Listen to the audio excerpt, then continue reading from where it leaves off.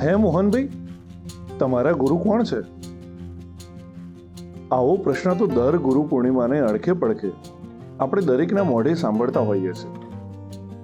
પરંતુ હવે આ પ્રશ્ન પૂછવાને બદલે આમ પૂછવું જોઈએ કે તમે કોના ગુરુ છો? કેમ કે આજના જમાનામાં તો દરેક વ્યક્તિ બીજાના ગુરુ થવાનો પ્રયત્ન કરતો હોય છે. દરેક વ્યક્તિને લાગે છે કે પોતાનામાં કશુંય અધૂરું છે જ નહીં. પોતે તો પૂર્ણ પુરુષોત્તમ જ છે.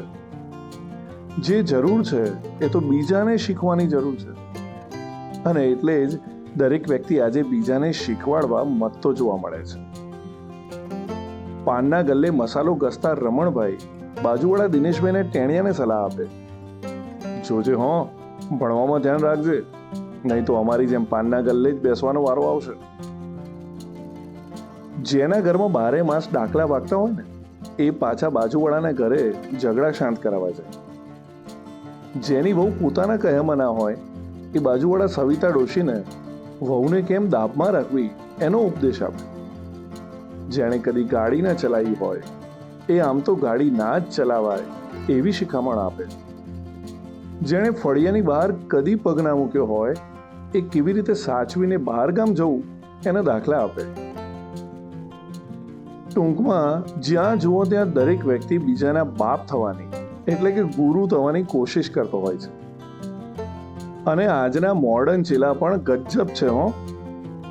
ગુરુની સાથે રહીને ગુરુનો જ ખેલ કરી નાખે. એટલે તો આજે ગુરુ બનાવતા વિચારો કે ના વિચારો, પણ ચેલા બનાવતા પહેલા 10 વાર વિચાર કરજો. કોને ખબર કાલે તમારો ચેલો તમને ટપી જાય. રાજકારણમાં પણ આવા અનેક ઉદાહરણો તો આપણે જોયા છે. ખેર, જે હોય તે, પરંતુ આજે ગુરુ પૂર્ણિમા છે. આજે તમે કોઈના નામનું સ્ટેટસ મૂકો કે ના મૂકો, પરંતુ એ તમામને મનોમન યાદ જરૂર કરી લેજો જેમના પાસેથી આપણને કંઈક ને કંઈક શીખવા મળ્યું છે. ગુરુ આપણી અધૂરપને પૂર્ણત્વ તરફ લઈ જતા હોય છે. આ દુનિયામાં આપણે કંઈક કેટલાય લોકો પાસેથી શીખતા અને જાણતા હોઈએ છીએ.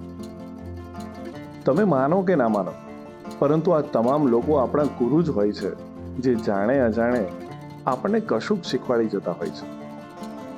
સંસ્કૃતમાં કહે છે, પ્રેરક સૂચકશ્વૈવ વાચકો દર્શકસ્તથા શિક્ષકો બોધકશ્વૈવ ષડેતે ગુરુવઃ સ્મૃતા.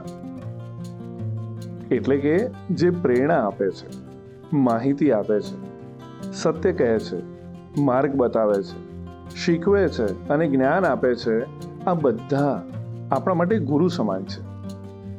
આજે ગુરુ પૂર્ણિમાના પર્વ નિમિત્તે આવા તમામ ગુરુઓને વંદન અને આપને ગુરુ પૂર્ણિમાની ફક્કડ શુભકામનાઓ.